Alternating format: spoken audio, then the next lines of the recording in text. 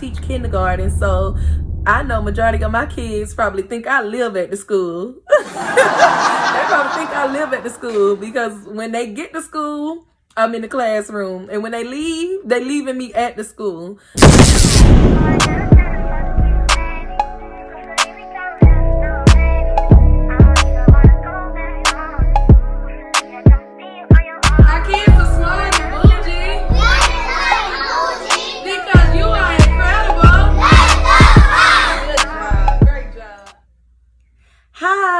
Welcome back to my YouTube channel. I'm Miss Lockett from Teacher Fashion on Lockett. And if you're new, I just want to let you know that you are in for a treat today.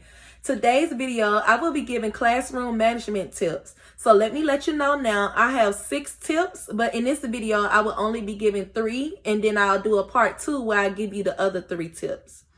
Okay, before we get started with this video, I need you guys to do me a favor. I need you to click that subscribe button. And when you click that subscribe button, be sure to click that notification bell also. So when I upload, you're able to get the notification. Now that we got that out the way, let's get on to what this video is about. So the first tip that I have for you guys is to, number 1, develop a strong and good relationship with your students.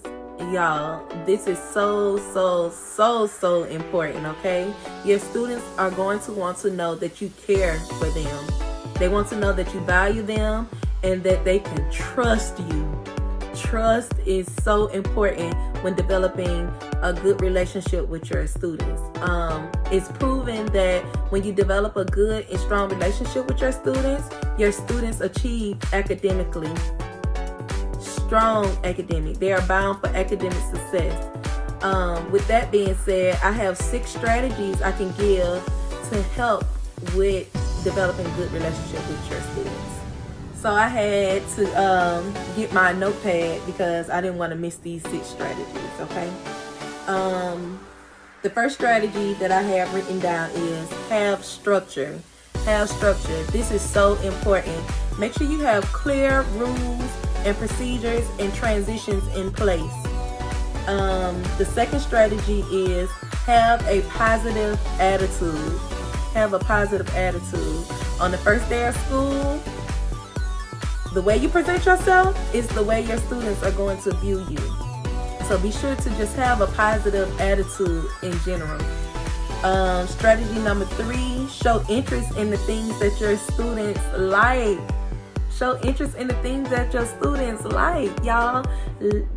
Let your students feel as though that they are a part of the class. Let them know that they are a part of a class.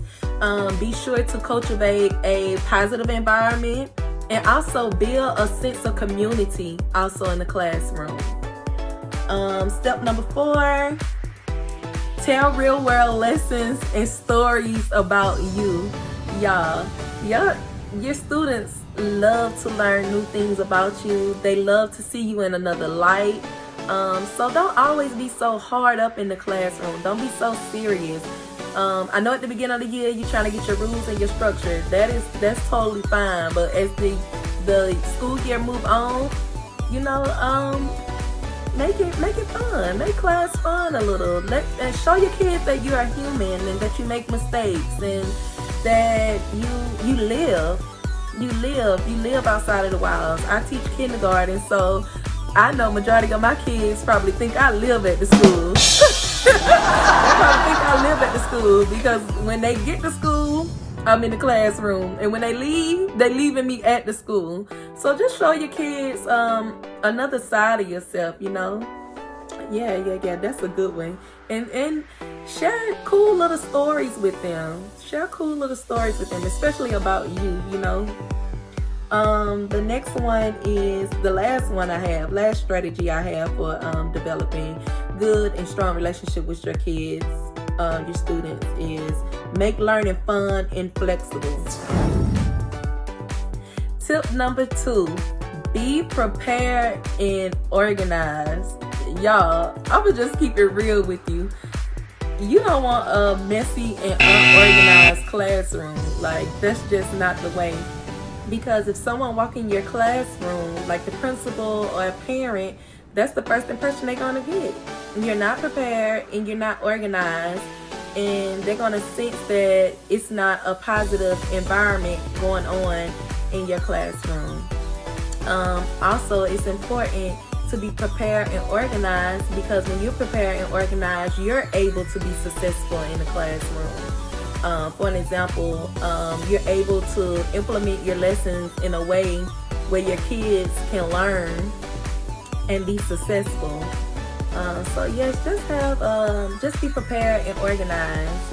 You don't want to be implementing a lesson and realize that you don't have something for the lesson. So for an example, like if you're doing a lesson on time and you know you want to use this big old clock that you had, and it's not sitting there when you're ready to do the lesson. So now you got to stop your lesson, which is wasted time, run to the back, go get the clock, and then run back to do your lesson.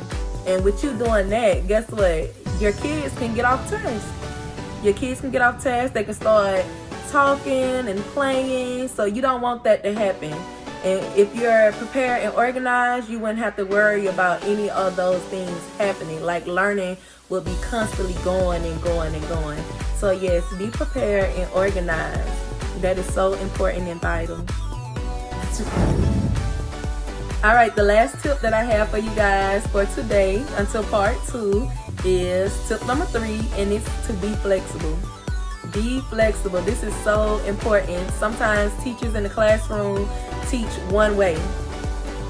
That's not good. You cannot teach one way, because you have students that have different learning styles.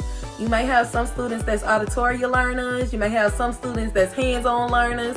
You might have some students that's visual learners. You have to be able to put all that together so that you're able to reach all of your students. You don't want to just reach some of your students in the classroom. You want to reach all of your students. You want all your students to succeed academically.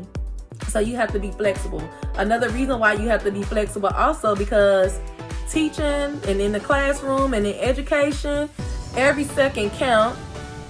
Not only do every second count, you don't know what could happen the next second in the classroom. It could be a fire drill, and you might have to cut that lesson off and tend to the fire drill. All right, guys, that's all I have for you today. I hope you enjoyed those 3 tips. Remember, I'm going to be doing a part 2 to this video. So the next video, I will give my last 3 tips that I have for classroom management. Again, I hope you enjoyed. Before you leave, please subscribe, hit that notification bell, and also leave a comment below. I love interacting and engaging with you guys. So until next time, bye guys.